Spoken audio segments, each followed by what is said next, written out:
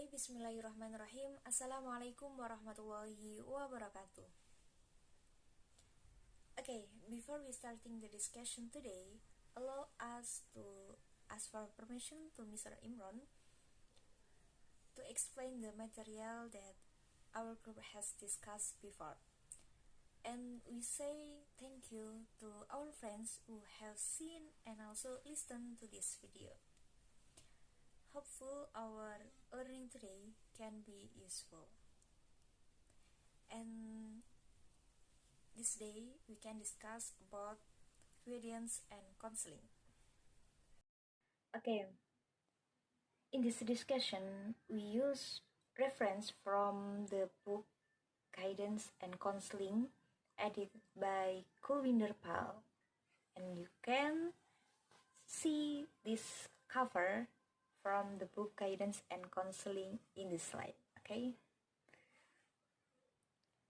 now allow me to introduce the members of the first group. For the first, Ari Fadli Gunawan.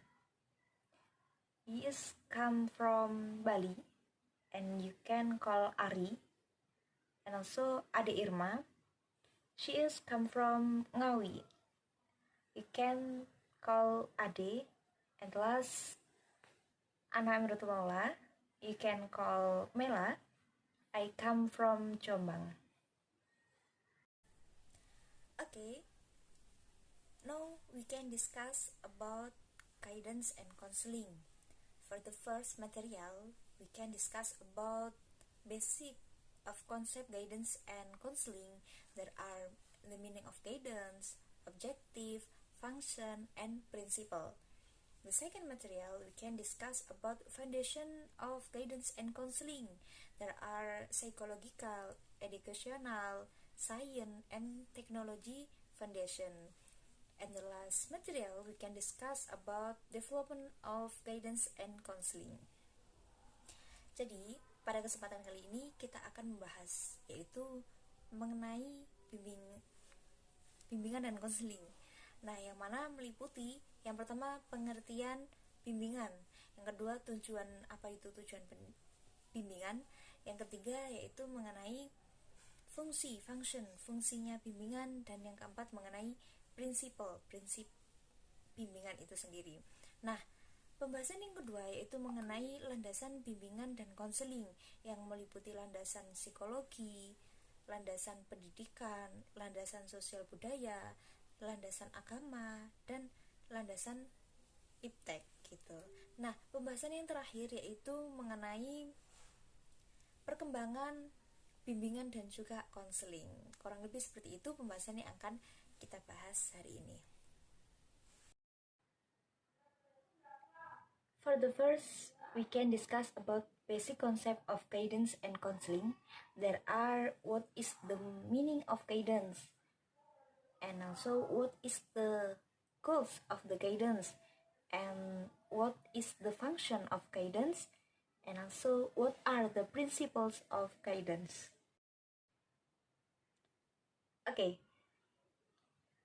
kali ini kita akan membahas yang pertama mengenai konsep dasar bimbingan dan konseling yang meliputi apa itu pengertian bimbingan, yang kedua apa tujuan bimbingan dari bimbingan itu, lalu yang ketiga mengenai apa fungsi dari bimbingan, dan juga mengenai apa prinsip dari bimbingan. Kurang lebih seperti itu pembahasan yang akan kita bahas. The material about the meaning of guidance.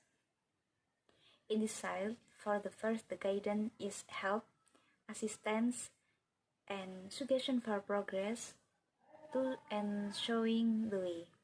Nah, maksud dari di sini yaitu bimbingan. Bimbingan itu bantuan, dampingan, dan juga saran yang menunjukkan pada jalan gitu.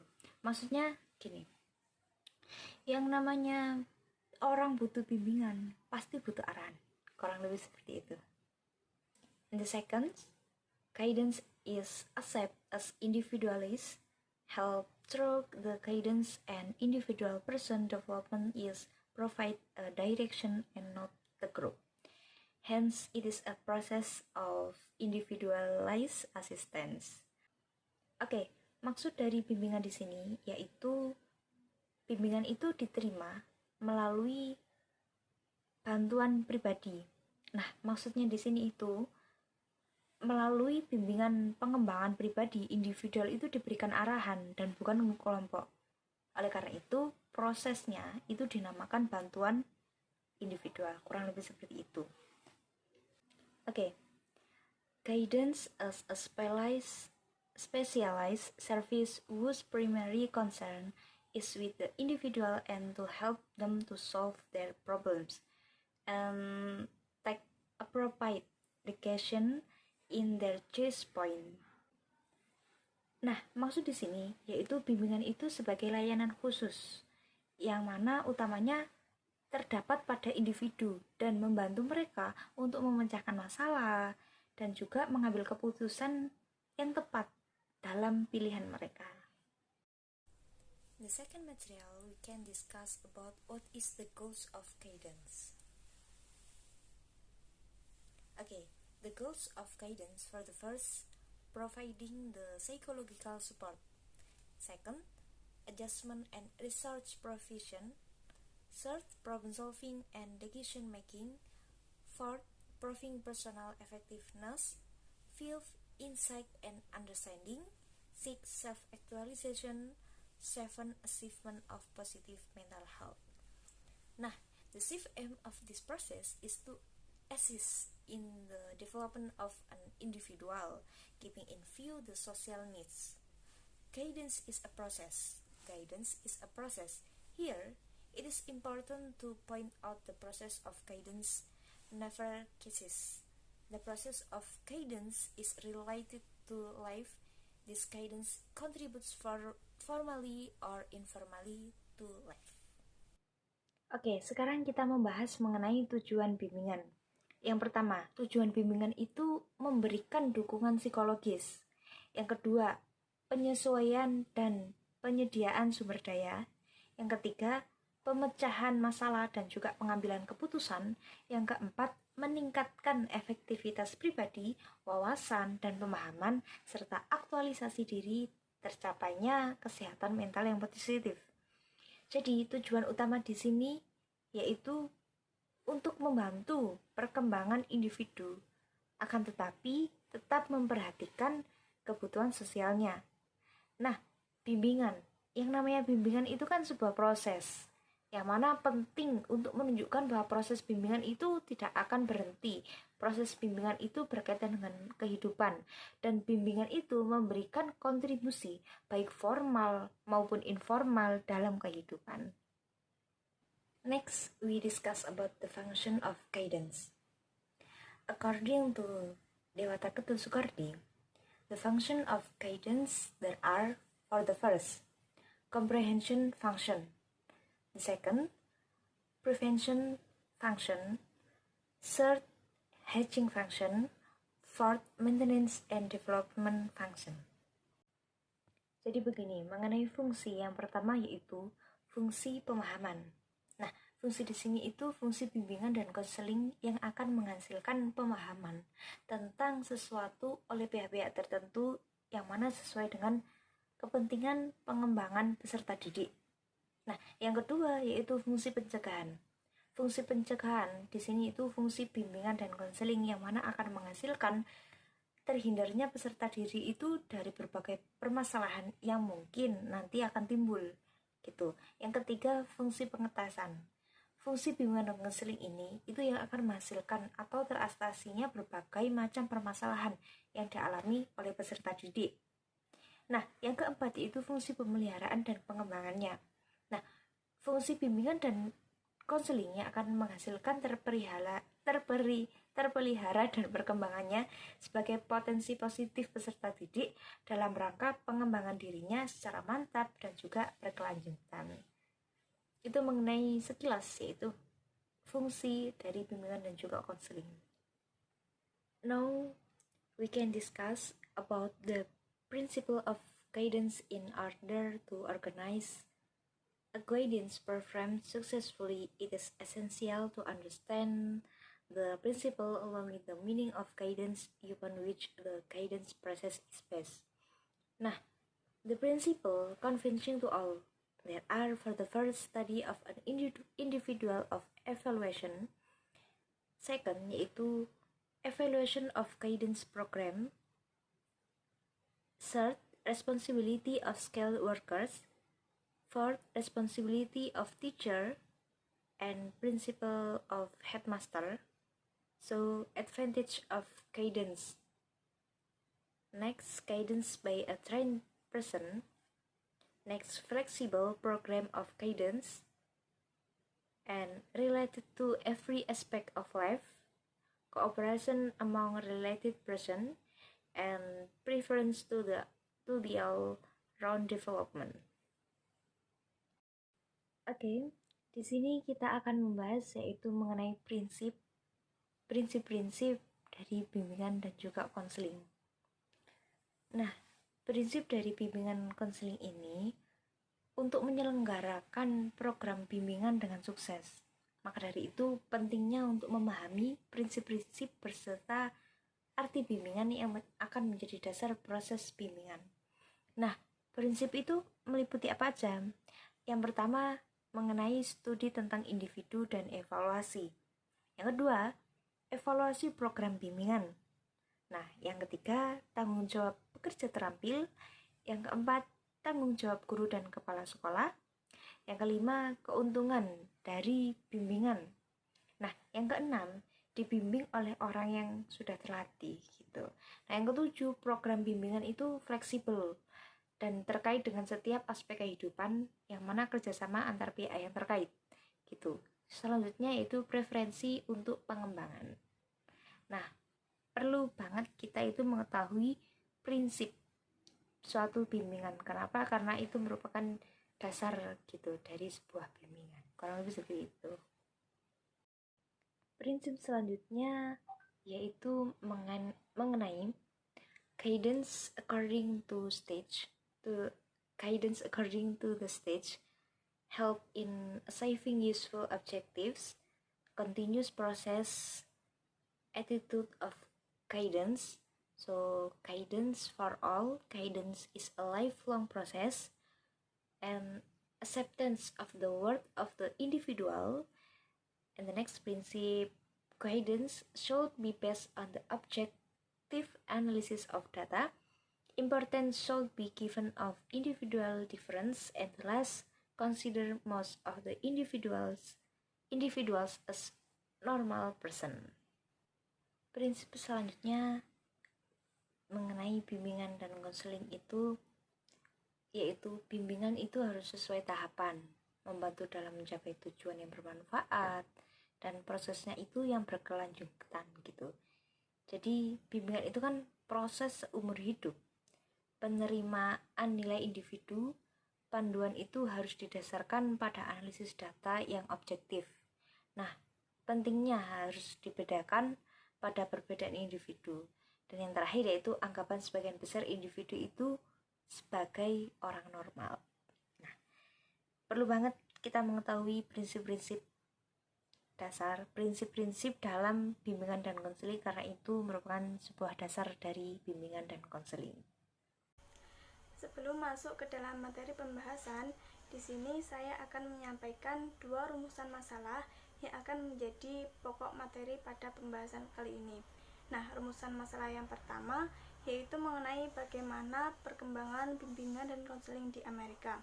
Sedangkan rumusan masalah yang kedua yaitu berkaitan dengan bagaimana perkembangan dari bimbingan dan konseling di Indonesia. Materi selanjutnya yaitu Development of Guidance and Counseling atau perkembangan bimbingan dan konseling.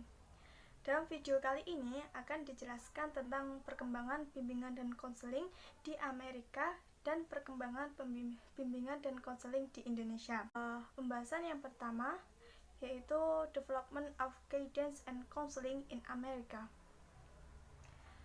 Perkembangan bimbingan dan konseling di Amerika dimulai ketika Frank Person start an early work in counseling in 1908. Artinya, Frank Parsons memulai pekerjaan awalnya dalam konseling pada tahun 1908. Jadi pada tahun 1908,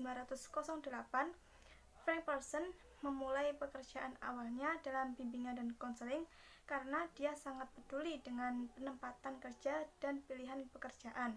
Nah, Frank Parsons ini mengorganisasi biro kejuruan di Boston untuk menyediakan bantuan kejuruan bagi kaum muda dan melatih guru untuk melayani sebagai konselor kejuruan. Next, Elie Weaver success in establishing a teacher guidance committee in every high school in New York City.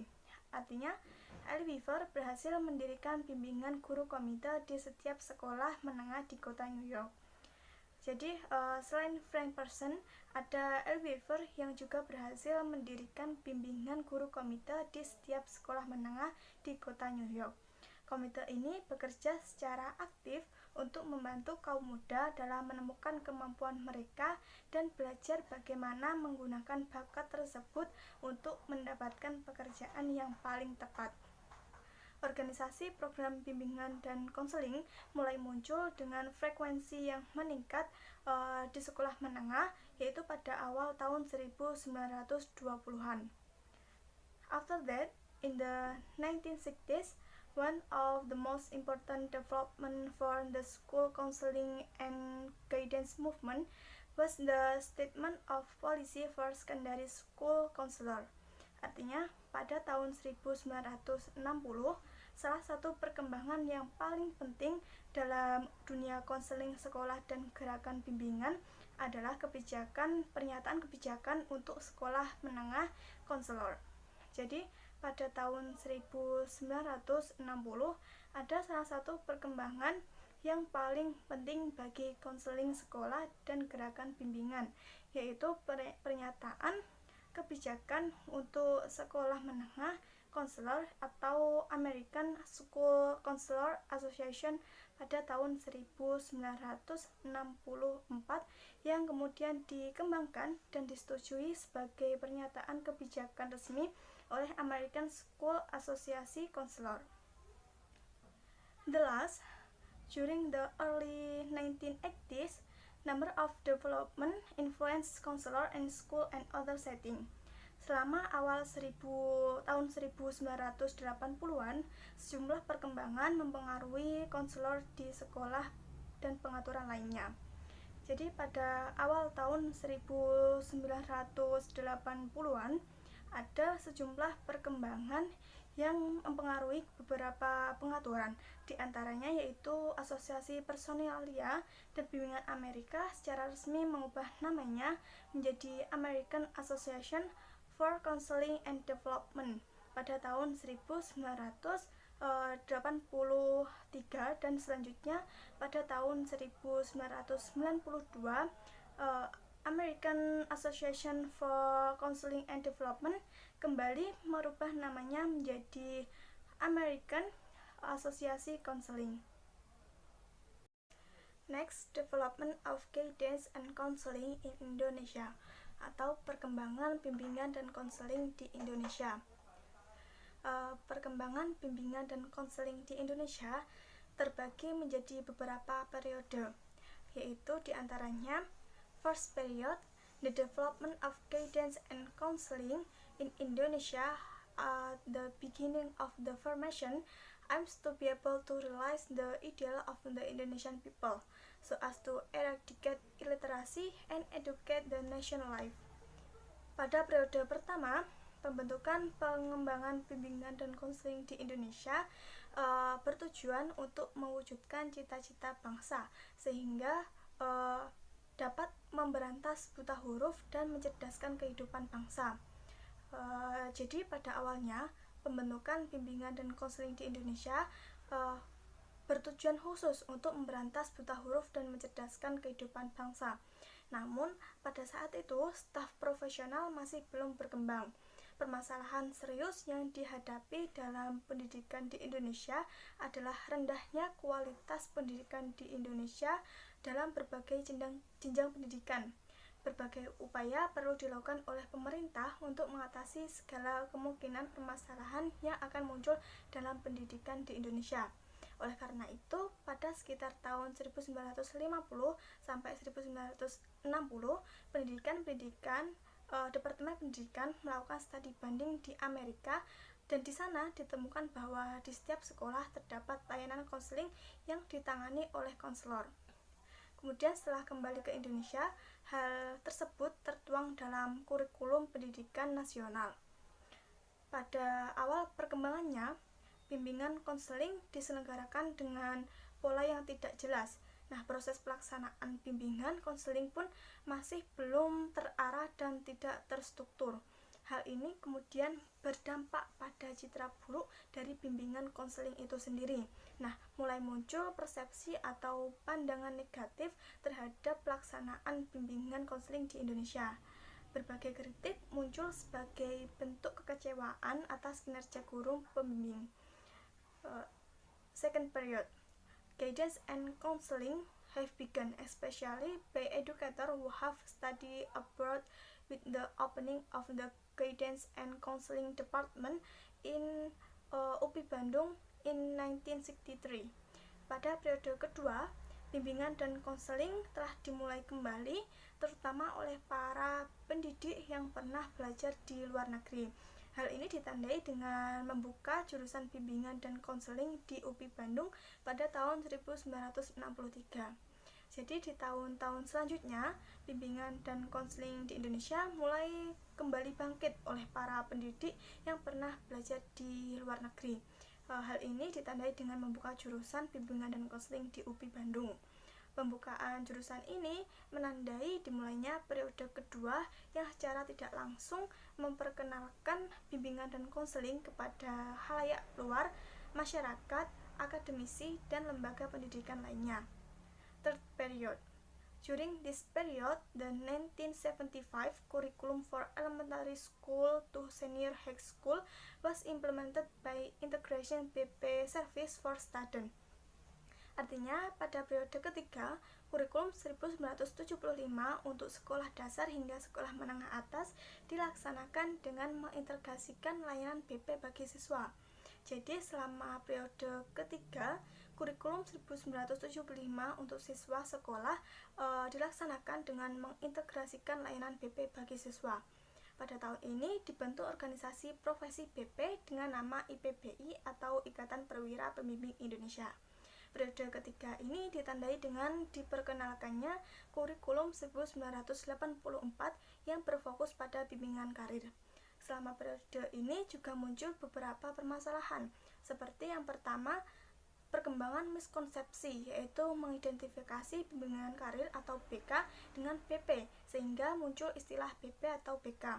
Dan yang kedua yaitu kebingungan dalam melaksanakan keputusan Menteri Pendayagunaan Aparatur Negara nomor 26 tahun 1989 tentang pelaksanaan pembinaan di sekolah, yang menyatakan bahwa seluruh guru dapat dipercayakan dengan tugas melaksanakan pelayanan, yang akhirnya mengakibatkan pelayanan BP menjadi mengabur atau bercampur baik dalam hal pemahaman maupun pelaksanaannya. Fourth period. During this period, the IPBI tried hard to change the policy that BP service could be carried out by all teachers. Artinya, selama periode ketiga, IPBI berusaha keras untuk mengubah kebijakan bahwa pelayanan BP dapat dilakukan oleh seluruh guru, yang ditandai dengan number one, formalize the term guidance and counseling, atau meresmikan istilah bimbingan dan konseling. Number two, guidance and counseling service in school are only carried out by supervisor who are specifically assigned to do so. Artinya, layanan bimbingan dan konseling di sekolah hanya dilakukan oleh pengawas yang secara khusus memang ditugaskan untuk melakukannya. Number 3, in the field of school supervision, the area of BK supervision is established, atau di bidang pengawasan sekolah ditetapkan area pengawasan bagi BK. And the last, development of a number of guidelines for BK service in school that are more operational by IPBI. Artinya, pengembangan sejumlah pedoman layanan BK di sekolah yang lebih operasional akan dilakukan oleh IPBI. Regulation of Ministry of Education and Culture atau Permendikbud Number 111 of 2014 concerning guidance and counseling in primary and secondary education. The more robust the position of guidance and counseling in school, especially in primary and secondary education. Artinya, posisi bimbingan dan konseling di sekolah semakin kuat, khususnya di pendidikan dasar dan menengah yang ditandai dengan lahirnya Peraturan Menteri Pendidikan dan Kebudayaan atau Permendikbud nomor 111 tahun 2014 tentang bimbingan dan konseling di pendidikan dasar dan menengah.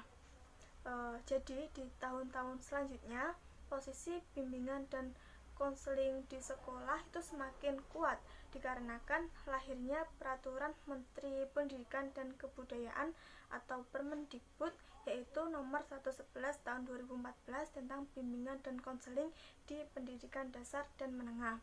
Nah, peraturan ini juga menandai menjadi dasar atau acuan bagi guru atau konselor bimbingan dan konseling dalam melaksanakan pelayanan bimbingan dan konseling di sekolah, khususnya pada isu jam pelajaran yang selama ini masih menjadi perdebatan. Dalam pasal 6 ayat 4 dijelaskan bahwa layanan bimbingan dan konseling sebagaimana dimaksud dalam ayat 3 diselenggarakan di kelas dengan beban belajar 2 jam per minggu. Nah, pasal ini juga ditegaskan dalam lampiran Permendikbud nomor 111 tahun 2014 pada halaman 18 paragraf kedua. Pada lampiran tersebut dijelaskan bahwa layanan bimbingan dan konseling diselenggarakan secara